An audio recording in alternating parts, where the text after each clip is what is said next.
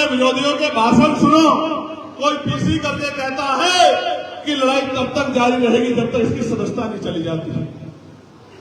कोई ट्वीट करके कहता है कि लड़ाई जब तक जारी रहेगी जब तक इसकी सदस्यता नहीं चली जाती। कोई महिला आयोग की नेता कहती है कि जब तक इसकी सदस्यता नहीं जाती हम लोग चैन से नहीं बैठेंगे।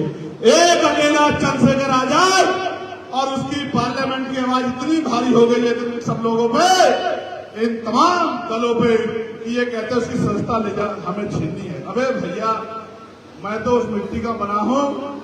मुझे तो हमारी पार्टी के लोगों ने जबरदस्ती कहा कि आप चुनाव लड़ो, आपको भेजेंगे। मैंने तो पार्टी के लोग यहाँ बैठे हैं, ये कहा था किसी को लड़ा के भेज दो, मैं तो जमीन पे काम करने वाला आदमी हूँ।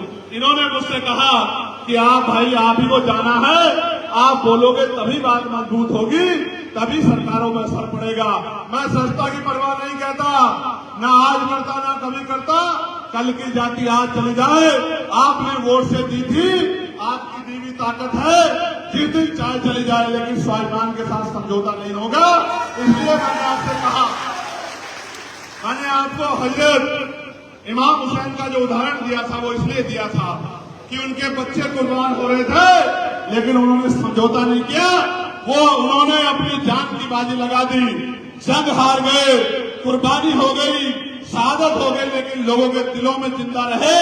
और आज तक यजीद को कोई नाम लेवा नहीं है और हजरत इमाम हुसैन लोगों के दिलों में जिंदा है। मैं एक बात बता रहा हूं, मैं यही बता रहा हूं, मैं सस्ता की परवाह नहीं करता। मैं कहता हूं गवर्नमेंट को, आज मेरी सस्ता छीन लो, मैं जितना ताकतवर जमीन पे हूं, ये 2027 में मेरे लोग बताने का काम करेंगे सस्ता कैसे छीनी जाती है।